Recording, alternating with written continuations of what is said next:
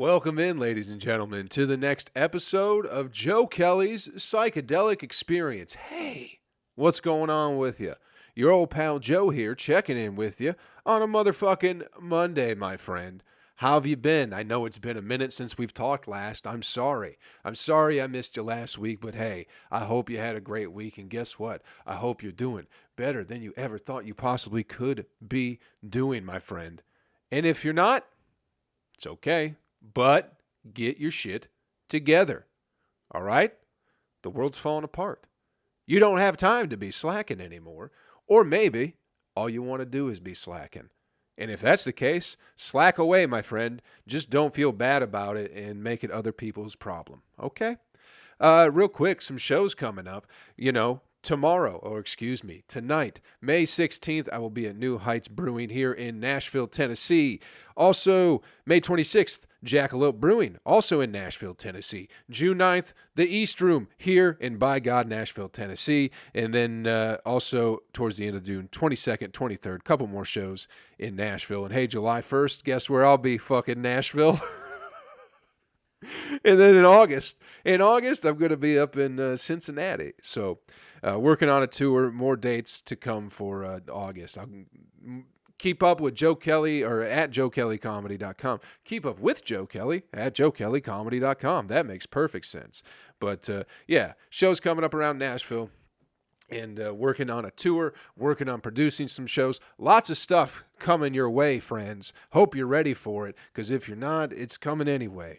But what's been going on with you? Yeah. Hey, listen, I didn't do a podcast last week. I was up in Indianapolis over the weekend, last weekend, did a show up there. Had a great time, but wasn't feeling that great. So when I got back, hey, it was already Monday by the time I got back, so I didn't do a podcast. But I hope you had a great week. I hope good things are happening in your life. What's going on in the world. As we've come to realize, I don't fucking know. Here's something I just read. This will probably get in your craw and really get you heated. Let's get some fire to start the podcast this week, shall we, people? Did you see this? This Jason Momoa fella, boy, he's a real piece of shit. Did you see that, people? This guy's a terrible piece of shit, He took a picture in the Sistine Chapel and posted it on the internet. And that means he's a piece of shit, and he should probably die. That's how I feel about that. Good news to start, to start the podcast with.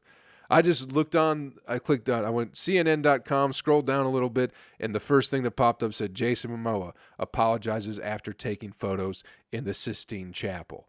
So that's some interesting news. Here, I'll go to a different news story, and maybe they got some better news or a different news site. I'll go to RT.com, RussiaToday.com, The Enemy. We'll check in with The Enemy and see what they're doing.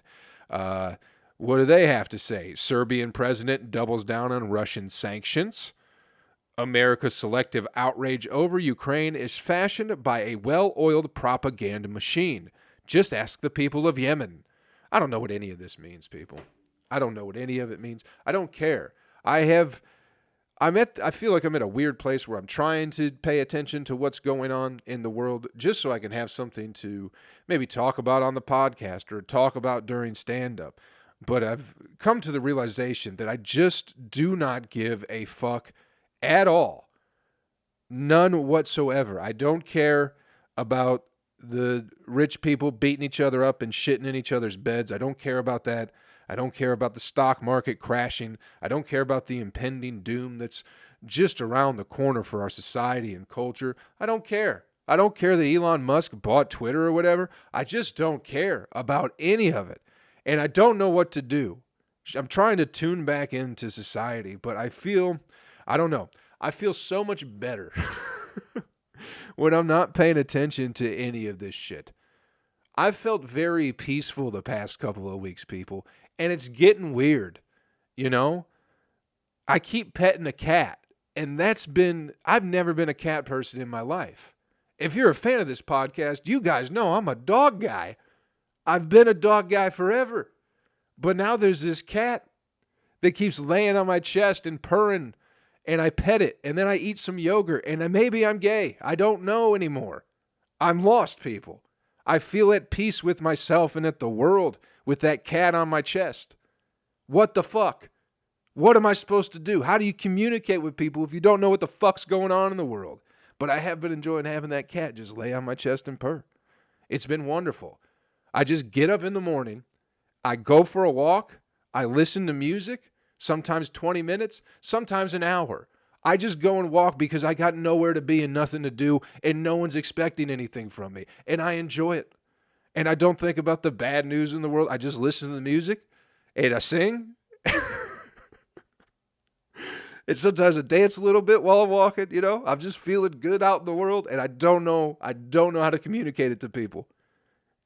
Because everybody wants to talk about stuff that's going on, and as soon as people talk about stuff that's going on, I get irritated, and I don't want to be a part of the conversation anymore. You know? I don't care. The world's falling apart. Everybody can see that at this point in time. You know? People have been telling you this day was coming for a long time, and I like how everybody is surprised. I like how everyone is shocked that the fucking economy is collapsing and the stock market is tanking. When people have been talking about this day for 20 years, you know? They've said it was coming. They said oil was going to get crazy expensive. Are you familiar with the theory of peak oil, my friends? Do you know about this? It's the idea that at some point, oil is a finite resource, so at some point you're going to use up half of it. And once you use up half of it, it's all a downhill slide from there. You know, there's a great documentary called Collapse by a guy named, what was his name? Michael J. Rupert, I think. I want to say that's the right name. Wrote a book about it and everything. Ended up committing suicide, allegedly. You know how these things work out, people. Anytime someone tries to warn you that bad things are coming your way, they always end up killing themselves. Why is that? Why is it that everyone who's trying to look out for people seems to kill themselves or end up dead? Meanwhile, these demons continue to run amok. Why is that? I don't have any answer for it. I'm just curious about it. It just seems odd to live in a world where, you know, the people who genuinely seem to try and look out for human beings all end up dead in some way, shape, or form. And then the people who definitely use your emotions and your goodwill against you in order to benefit from it, they seem to just thrive. Why is that? Very strange. But anyway, this day has been coming. The ride's been fun, America. We've had a good time. It's been a great, enjoyable ride, and it's slowly coming to an end, and I don't care. And I don't want to distract myself from the end of it either. I want to experience the downfall of this. Don't you, my friend? Don't you really want to see what it's all about? You know? It's like when you take your mushrooms, kids. What do I always say when you take your mushrooms? You do it alone in a dark room so you can experience what the mushrooms are. You don't want to distract yourself with a laser light show and shitty music, you know? You just want to sit and experience the mushrooms. So I want to experience the collapse of society. I don't know why I realize this incoherent rambling probably doesn't seem like I feel like I'm at peace with myself right now. But I am. I feel pretty good, I've been feeling great, people, and I don't know exactly what it is. I'm not doing too much different. I don't know. I'm enjoying the slow pace of my days, and it's just nice. And everything's fine up until I get around people and people start talking to me. Is that autism? What is that? Or am I a genius? What is it to where everything is just beautiful all the time, and then as soon as people start talking about stupid shit to me, I just can't. I lose it. I can't deal with it. You know? What is that? Because I don't want to talk about anything that's going on in the news.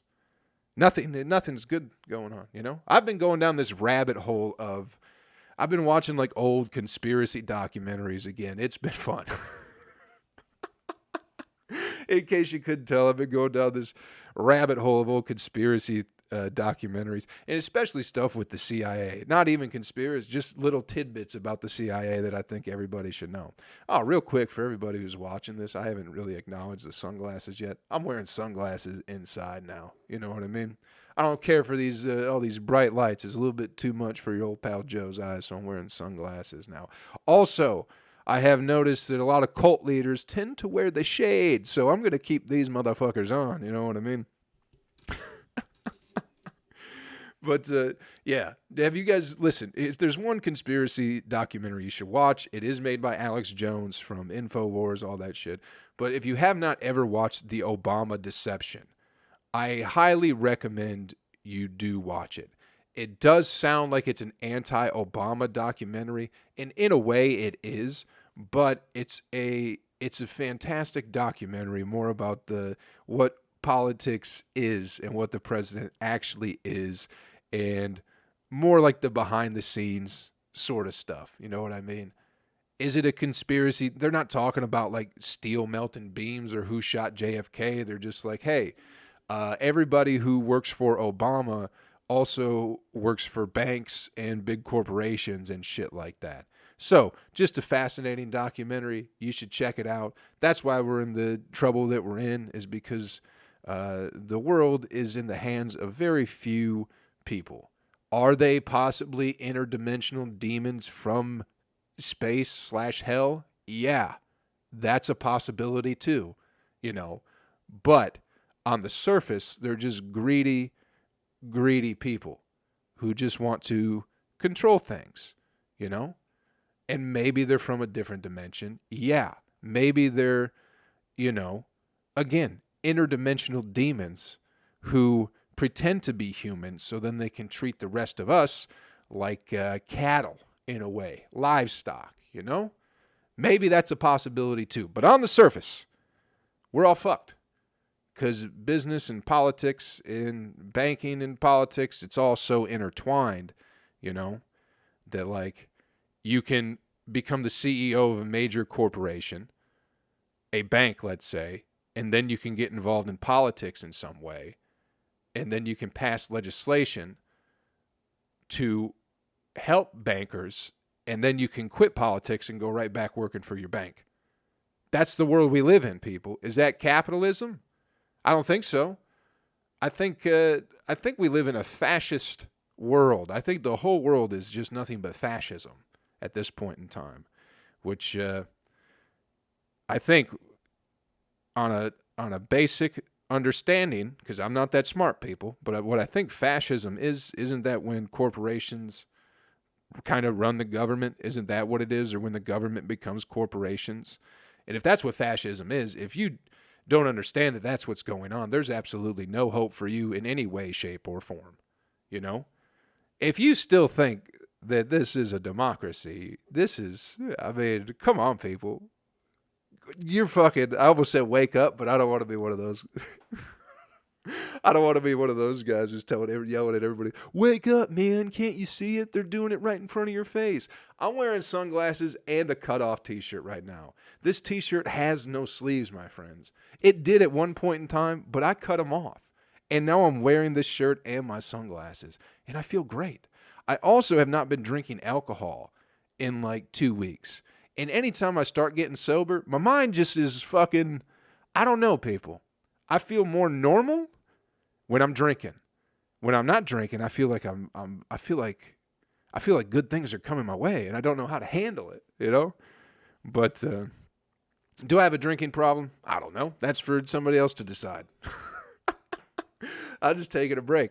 Haven't felt great. Realized that when I got to Nashville, I was just drinking through the comedy festival. So it's been relatively easy just to not drink. So I don't know if I haven't had the shakes. I haven't been like, man, I just got to get a drink in me. But if you ever feel like you should take a break from something, just do it. You know what I mean? I understand. I'm not trying to downplay the stranglehold addiction can have on you. I'm not trying to make light of that. I understand addiction is a real thing. But if there's ever a moment where you're like, hey, maybe I should just slow down on this or take a break, taking a break from anything is always good. So no matter what it is, take a break from time to time. I can't wait to have a drink again. I don't know when it's going to be, but I'm excited for it. I can't wait for that occasion to come where it's like, yeah, this is going to be, I'm going to have a drink tonight. But right now I'm not. Just because when I got here, I drank that whole fucking week. And it's like, I don't need to be fucking just drunk in Nashville again, you know? I was drunk in Nashville for a couple years. That's what I was doing before I left. Pretty much just drinking, doing comedy, drinking while doing comedy, because comedy was pretty much every night then, and just, pretending I was doing something more than just drinking. I was like, no, I'm chasing a dream. I'm doing comedy. It's like, realistically, I mean, yeah, you're doing the open mics and shit, but at the end of the day, it was just drinking. So I'm not going to allow myself to continue to do that in Nashville. I didn't come back here just to drink again. You know what I mean? That day will come. I can't wait for it to come, to enjoy myself with friends and loved ones, where we have a nice drink together and loosen up and share a laugh and express our love for one another. But for the time being, I'm just enjoying not paying attention to the news and not drinking and taking my morning walks and having a cat lay on my chest and then telling jokes in the meantime. I don't know what happened, people, but I feel pretty goddamn good. I wish I could help you in some way, shape, or form, in case, I haven't figured anything out. I know that, but goddamn, I just feel so good lately.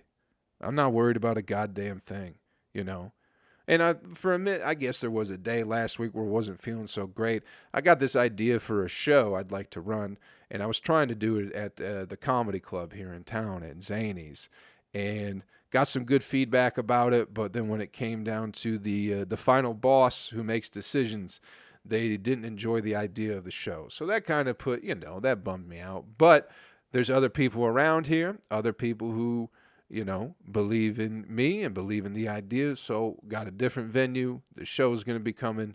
We're doing it in July. I'm not going to give you too many details right now, but I got a show coming in July in Nashville.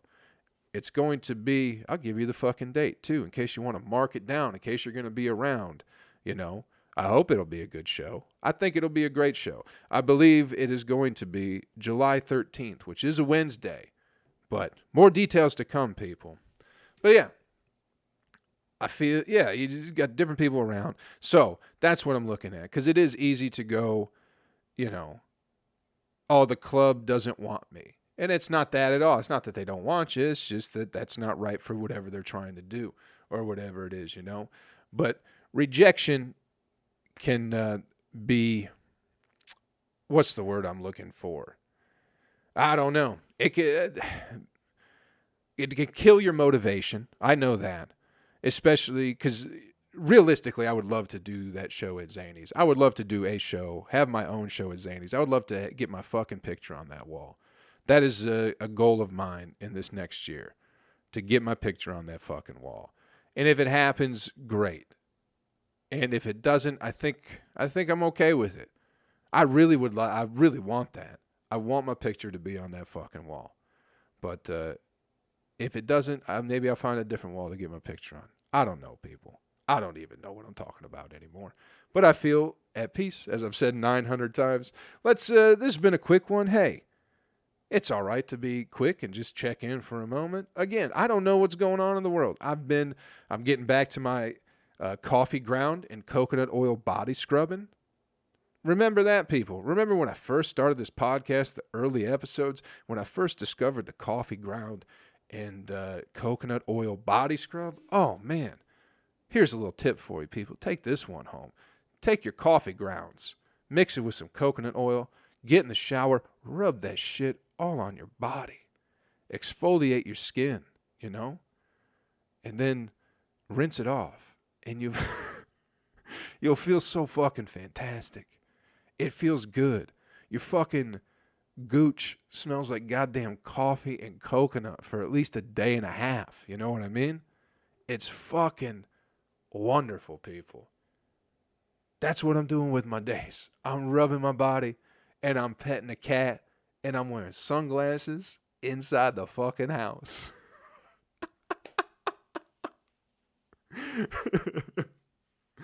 And then just brushing up on the CIA, That's all I've been doing. How do you guys feel about the Central Intelligence Agency? Do you think that maybe they're a little bit more... Do you think they have more going on than it's led to believe? I honestly think our whole culture, the American society right now is nothing but one major psyop. I truly believe that. I think because the CIA comes out of Skull and Bones, for those of you who don't know, which is the secret society at Yale. A lot of people who work for the CIA have also been members of Skull and Bones. So these people have a different type of bond than most people. So I just think the CIA pretty much runs the world. They definitely have been behind every major terrorist attack ever. It's all been orchestrated by the Central Intelligence Agency. They killed Kennedy. They killed RFK. The People's Temple was also ran by the CIA. Charles Manson may have not been an agent for the CIA, but they were aware of him. You know, the FBI trained hijackers for 9/11. It's all documented, people. Read it. Do your own research, all right? I know these things to be true, and I hope you can find the truth that you seek. But I believe it's all just one mind control experiment that's going on. That's all television is. That's definitely, we don't think America is like, we tend to not think that we're exposed to propaganda. But realistically, we're probably the most propagandized nation that there's ever been. You know, realistically. People don't know anything outside of a television, you know. I talk to my mom, it's like I got to ask her specific questions about like her day and her life and what's going on with her. If not, she'll just tell me what she saw on the TV. And I feel like that's like a lot of people, like they go, "Oh, I saw this on the TV, so that must be what's going on," you know. And they've never experienced what they're talking about, and it's not good. And there is a possibility that never mind. I'm gonna end up on the Clinton kill list, bro. No, I think there is a possibility that some of these major events and terrorist attacks and like shootings and shit like that, I think they may occur just to rattle the public's nervous system. You know what I mean? Just to keep them scared a little bit. So, just what I think, people. It's all one big psyop, and it's not good, and maybe we're in a lot of trouble, but I don't think we're in trouble. Take a walk and pet a cat. That's my advice for this week. Let's get you the animal video clip of the week and get you on your way. Listen, I don't really know what I was talking about with all that CIA stuff. I'm just rambling, just having fun. You know, there is a great documentary series called Evidence of Revision. I highly suggest you check it out in case you're interested in the JFK assassination and RFK and MK Ultra and the People's Temple and all that shit. Fascinating documentary series. They just take like raw news clips and kind of compile it together. You know what I mean? Like as the news that was coming out after Kennedy got shot in the head, that's where the first part of this documentary, a majority of that is nothing but like old news reels and shit like that, you know, before the narrative was constructed and then spewed out into the public and then repeated by everybody, you know. So fascinating shit. Same thing with the RFK documentary, the People's Temple. Like it's all just like old news footage that is pretty interesting. Pretty interesting, people. Go check it out. Give it a go. Evidence of Revision, the Obama deception. If you haven't seen it, it's fucking great. It's fucking great. All right? Animal video clip of the week. Get you on your way, people. Hope we've had some fun today, huh? I saw this video on Instagram, and listen, people. You know, people assume that something's wrong with it if you eat ass, you know. People think it's gross and it's weird. And for the longest time, I did too. I'll be honest with you. I thought I was different because that's something I enjoy. I thought I was special. Thought I was unique because I eat ass. But it turns out a lot of things in nature be eating that butt. This video, again, Instagram account, it's what it is. What this video is, my friend, is just a giraffe's ass and a woodpecker just eating the giraffe's ass. It's pretty great. Is he pecking it? Yeah. Sometimes you gotta get in there deep. You can't be all willy-nilly with it. You gotta slam your fucking head into that old stinker so you can get in there real good. And that's what the woodpecker's doing. It's just eating probably, I don't know, cranberries or something like that out of the giraffe's bootay. But it just makes me feel better that that's, not only are other species doing this sexy, sexy thing, it's also an interspecies ass-eating relationship, So, when you're making love and your dog comes up and starts licking your ass, don't push it away. Don't make it feel self-conscious and make it feel like it's doing something wrong. It's just trying to partake in the act. So, next time you're humping away and the dog starts licking your ass, enjoy it. Enjoy it. Okay? And take a walk in the morning and pet a cat, as we have stated before. Listen, thanks for checking out the podcast this week, everybody. Hope we had a little bit of fun. Hope we learned something. Go to joekellycomedy.com for all my upcoming comedy shows. There's going to be breaking news coming there real soon, so keep your eyes on it. If you haven't checked out Ladies and Leftovers, my debut comedy album, please do that. It'd be great if you did. And other than that, that's it, people. Get out there, have some fun this week, all right? Take care of yourself. Hey, take care of somebody else. I'll catch you around real soon. Later.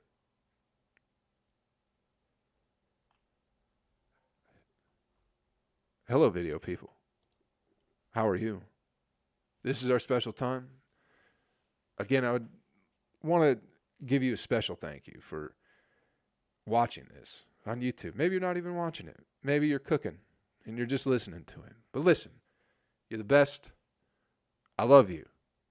I hope great things are happening in your life. I don't know if the sunglasses and the cutoff t-shirt are going to be a regular thing, but it just felt appropriate today. I didn't feel like changing my shirt. So that's where we're at. Hey, have some fun this week. Thank you so much for watching this and having some fun. Take care of yourself, all right? I love you so much. Baby.